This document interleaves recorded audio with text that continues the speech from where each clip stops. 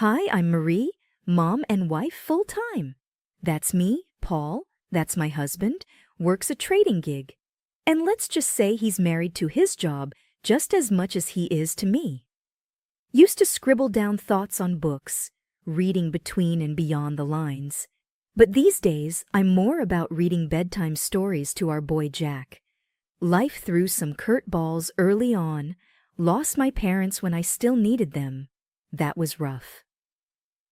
Then along came Paul with a family, and to his folks were the real deal, good people. You know? Took me in no questions, made me feel like I finally belonged somewhere again. Been with Paul for years now, since those college days when love seemed to be enough to fill any void. We settled into a rhythm, he at work and me taking care of everything else. But man, did that rhythm skip and stumble when Jack came into the picture. Paul changed, or maybe this was always him just waiting for a reason to surface. He'd come home on a Friday night with a few too many drinks in him, loose-lipped and surly. "You gotta start shedding that weight, Marie." He'd snipe after slipping off his tie. "You barely fit in those jeans anymore." I'd be lying if I said it didn't hurt, but I told myself to brush it off, toughen up. Maybe he'd cool down by morning, but mornings just brought hangovers and silence until the next round. The house became this place where I tiptoed, trying not to set Paul off. Jack, little trooper, he could feel it too. Sticking close, watching his old man with wide, careful eyes.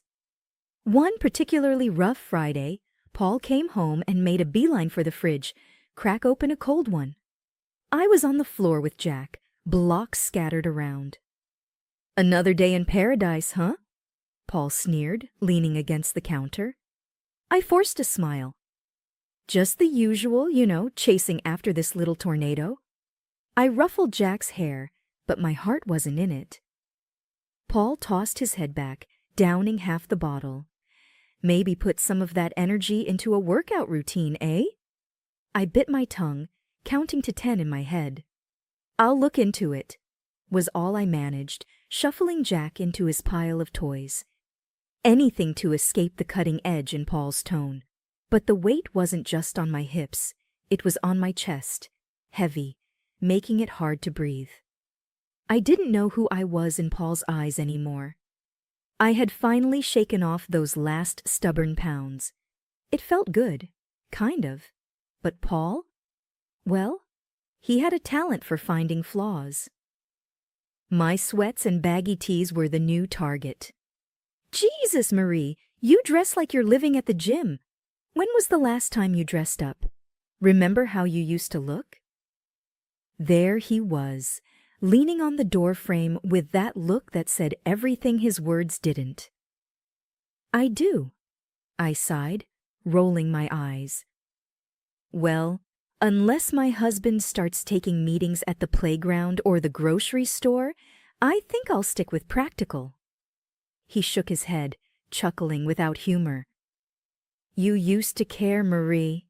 His voice trailed off as he wandered back toward the living room, his disapproval hanging in the air like a bad smell. Then there was Jack, our boy, trying to navigate the shaky terrain between us. I was teaching him please and thank you, thinking manners mattered. Paul caught a bit of our lesson one afternoon and scoffed. "Look at you, teaching him to be Mr. Manners. You want him to get trampled on?" "Manners are important, Paul. It's about respect," I said, trying to keep my voice even. "Respect is earned, not politeness. Be last," he shot back. "He needs to toughen up, not be some yes please pushover." Then the whole freeloader thing started. One night, Paul came home to Saw, looking like he had won and lost the same fight. "Nice day?" he asked, sarcasm heavy as he glanced around what I'd come to see as our minefield of a home. I put down Jack's toy and braced for what was coming. Just the same, dealing with tantrums and spills. How was work?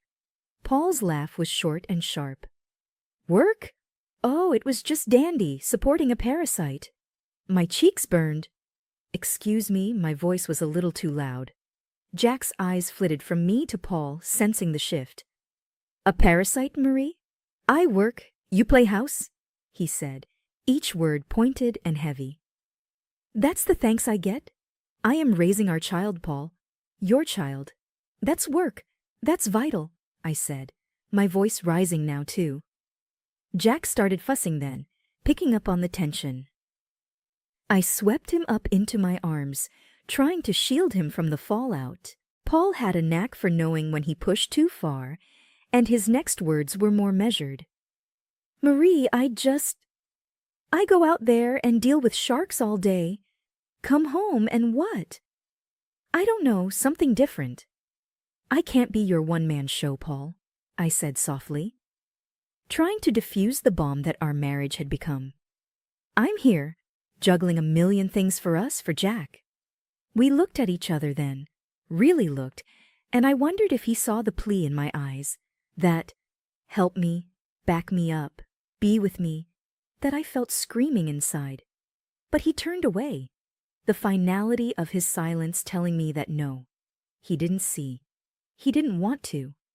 One day, the disrespect boiled over. Jack scrunched up his little face and called me a name. A real zinger he got from Paul.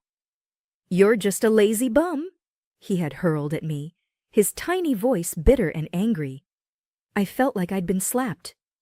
What, Jack? No, you can't say that, I stumbled, shocked. He folded his arms, stubborn as his dad. Dad says it, so can I. That was the last straw. When Paul got home, I was waiting, steaming like a forgotten kettle. You know what your son called me today? I laid into him without waiting for an answer. Paul dropped his keys on the counter and chuckled, clearly not seeing the line had been crossed. What did he say? The truth.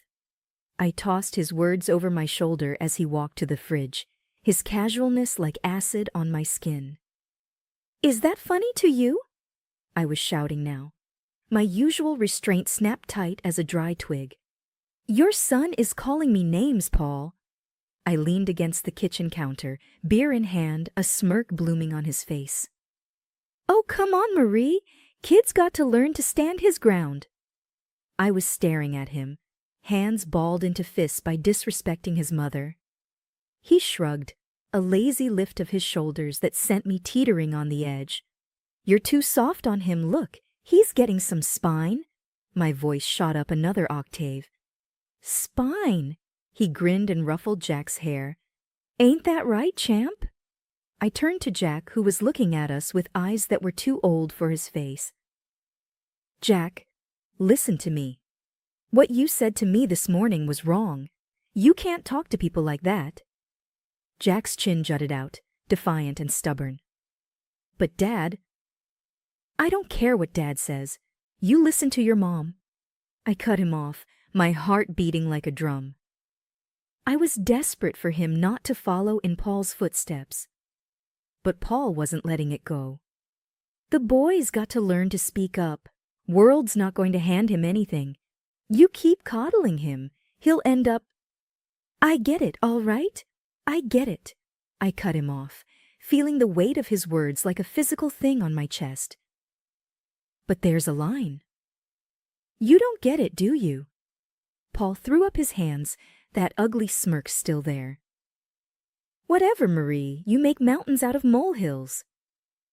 I turned from him, that burning in my chest now a churning mess.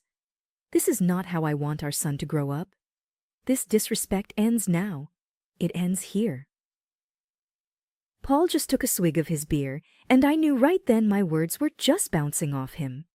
I looked at Jack, really looked at him. You apologize to me now, I said, the power in my voice surprising even me. Jack's eyes darted between me and Paul, but he knew that tone. Sorry, Mom.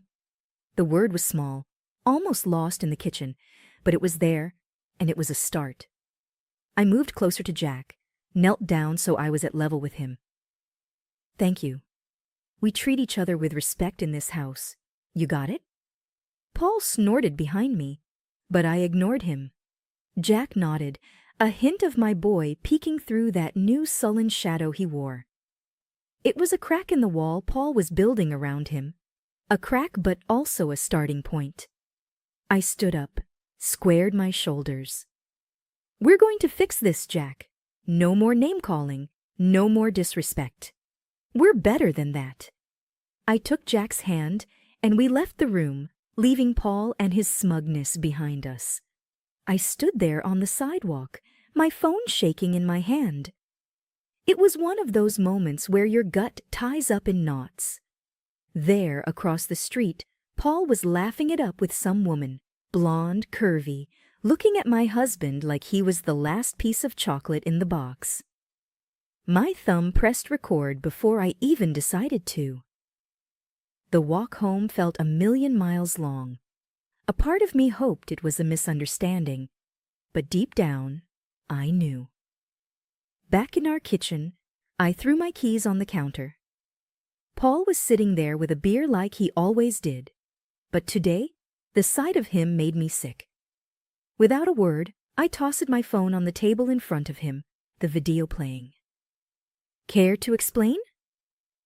Paul looked at the screen, his eyes going hard when he saw what was on it. He muted it, placed it calmly on the counter, and then looked straight at me. Yeah, she's beautiful, he said, his voice dripping venom. You used to be like that. I felt the slap of his words, my cheeks flaming with anger, my body tense. So that's it, huh? You parade around town with some woman while I'm at home?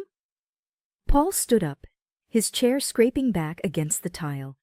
He was too close now, his voice low and mean. What, you stalking me now, Marie? Can't handle the fact that maybe there's more out there than what's inside these walls? I was reeling, feeling the pieces click together. Cut the crap, Paul. You're cheating. He didn't even flinch. You want to know why? He said, his chest puffing up. Because around her, I'm someone. Not just the guy who pays the bills or the bad guy, 'cause he ain't Mr. Rogers. So that's it? I edged back, feeling the counter dig into my hips. Your family's not enough for you? Paul snorted and grabbed his beer again. It stopped being enough a long time ago. Maybe if you'd have kept up with yourself, I wouldn't have to look elsewhere. The bile rattled in my throat. I'm not the one who promised till death do us part. His laugh was short and punched the air. Those are just words, Marie. They stopped meaning anything to you a long time ago. I should have been crying, but the tears wouldn't come. I was just empty and angry. I gave you everything, Paul. I gave you a son. I made a home for us, and this is how you repay me? He took a long drink, then leaned back against the counter. You gave me a home. Looks like a prison to me. Same old, every damn day. You think that's a life? We made vows, Paul, I shouted, my voice cracking. Yeah, and you broke them every day with your sweatpants and constant nagging. His face twisted into something ugly, something monstrous. That was the last thing he said before I walked out. My heart numb, anger seeping into every corner of my being. I was on edge the whole ride over to Paul's folks' place. It was going to be nasty, but I had to lay it out for them. They needed to know who their son really was. His mom answered the door with a happy smile. Marie, what brings you here at this hour? I just barreled past her. I've got to show you both something. Once his dad came in, I played them the video, straight up. His mom gasped, her hand flying to cover her mouth, his dad reddening and looking like he'd rather be anywhere else. He's got to stop this nonsense now, he barked at me. And like that, all hell broke loose. That night, back at our place, Paul kicked off as soon as I walked in. You had to drag my parents into this, didn't you? His voice was loaded, ready to fire. Yeah, well, Someone's got to, I shot back, my nerves steel. He was a storm brewing with a step towards me, his hand raised, but he didn't get far. You're bad. Jack's voice cut through, strong and braver than any of us.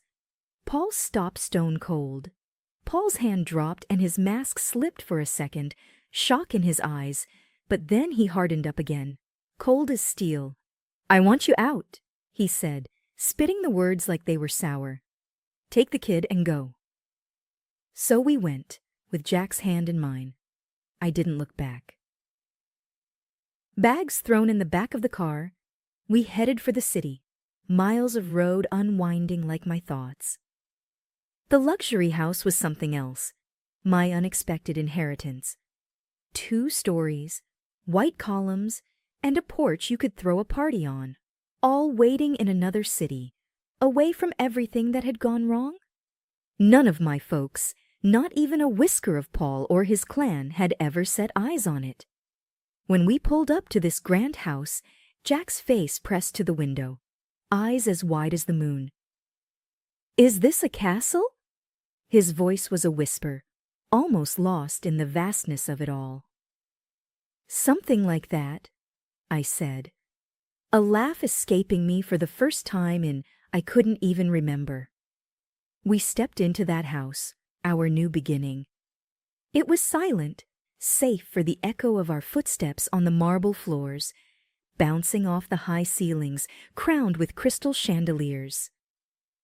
The furniture was swanky, left behind by folks I wished had lasted a lifetime longer. I plopped down on a couch soft as clouds, and finally, Jack's laughter filled the rooms. The sound of it was more luxurious than anything else in this place. We explored room after room, Jack running ahead like he was leading a parade. Each new door opened to a room grander than the last. I call the biggest one, he declared, claiming a bedroom that overlooked a garden already blooming with the promise of spring. Laying him down to bed that night, the day finally caught up with me. My eyes burned with the tiredness of it all. But looking around at the high ceilings, the gold trimming catching moonlight, I knew we were worlds away from where we started. Sitting there in the quiet of a room too nice for today's shadows, I whispered into the darkness, "We made it, kiddo." Life in the big house slowly shed the shadows of the past. Jack's giggles filled the halls more than the echoes of old fears. Most days, it felt like we had always been there, just the two of us in our new safe haven. The house, with its silent strength, was keeping the world at bay. Until the day Paul showed up, uninvited and unwelcome. He was at the door in a storm of anger. I opened it, and there he was, looking like trouble had followed him around. "You can't just disappear with my son, Marie." I leaned against the doorframe unfazed. He's my son too, and I didn't disappear. I moved on. Paul's scowl deepened. He glanced around, taking in the opulence of the place with wide, disbelieving eyes. "How can you afford this? I know you don't make this kind of dough." I had to bite the inside of my cheek to keep from smiling. "Well, turns out I had a little left over each month. Who knew?" He raised an eyebrow, a sly accusation in his gaze. "And I'm struggling to cover rent for that old place by myself. It's damn near impossible now that they jacked up the price." I shook my head. He always was good at playing the martyr. "That's not my problem anymore, Paul. I've been using my own savings to cover the gap in the rent for years. Savings that, thank God, I don't need to bleed dry for that house anymore." The greed in his eyes flared up like wildfire. "What? And you're living here in luxury while I—" "Stop right there," I cut in. "This isn't your concern. This," I motioned to the grand house behind me, "is mine. Mine and Jack's." Paul took a step forward, but I didn't back down. "Look, I came here to fix things. I'm saying I forgive you for all this sneaking around. His audacity almost knocked the wind out of me, but I had a little surprise that would put the brakes on his charade. From behind the door, I pulled out the divorce papers and slapped them into his chest. And here's what I'm saying. We're done. He looked as if I'd slapped him with a physical hand, his face twisting through confusion, rage, and then settling on calculating desperation. You can't do this. What about Jack? I stood taller, my resolve like iron. I'm doing it for Jack. He doesn't need this chaos you bring. Sign the papers, Paul. It's over. He glanced from the papers to me, then back again, his posture deflating slightly. You'll regret this. You can't make it alone, he said. That's where you're wrong. I smiled. Not from humor, but from a deep-seated confidence. I'm already making it, and without you. We're doing more than just fine. We're thriving. With a shake of his head, Paul looked like he wanted to say more, but he didn't. Instead, he turned on his heel and strode away, clutching the papers like they were a snake that could bite. Once he was gone, the house seemed to exhale with me. I closed the door gently, turning back to the life I had fought so hard for. Life had a way of tossing stuff at you hard and fast. It was Thursday, the kind of day that should have been easy, but it wasn't. We shelved dinner for a bit, setting up ramps out of old books and watching the Lego car stupidly do flips and land upside down. Jack's laugh was infectious, the sort that wiped clean the worry lines off my face. His enthusiasm was a reminder that amid all the crap, there was still good, simple, unadulterated good. Then it came, a banging on the door that made my stomach drop and my face lose all its motherly warmth. Paul had a knack for bad timing and worse entrances. I pulled the door open, and there he was, looking like Trouble had followed him around.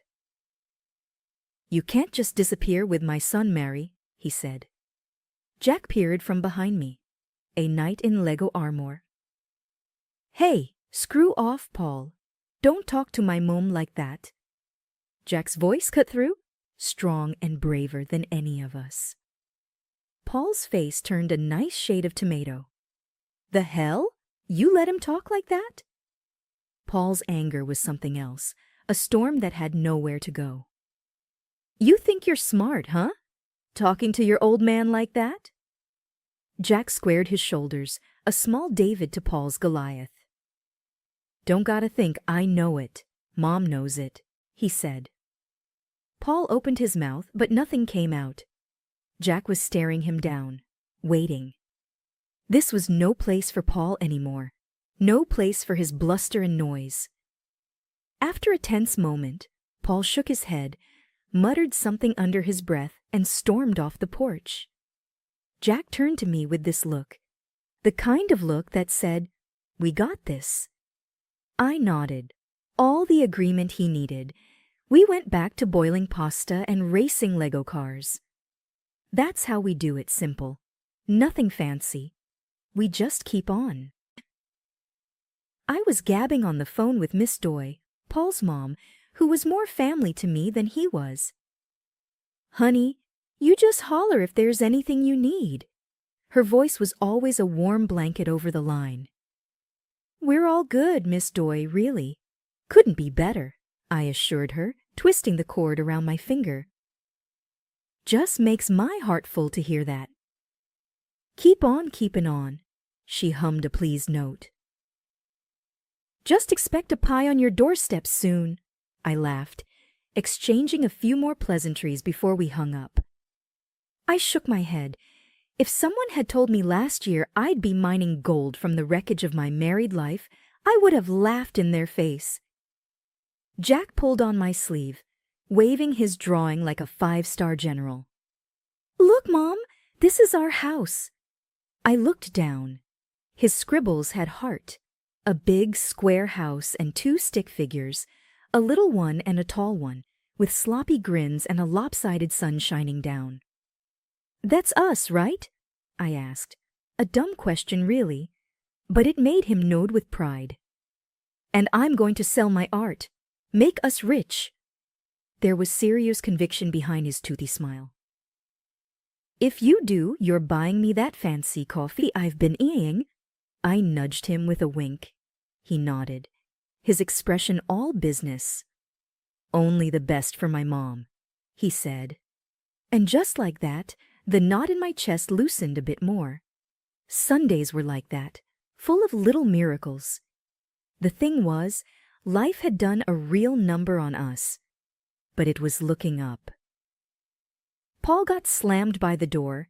He let hit him on his way out. The fancy house he rented to impress his mistress turned out to be a couple of sizes too big for his wallet.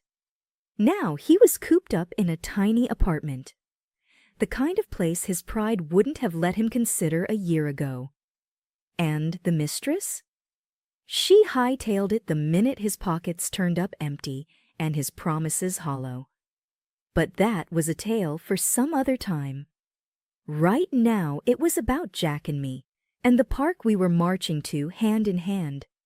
We stepped out, and the door clicked shut, a soft full stop to one chapter before immediately kicking off the next.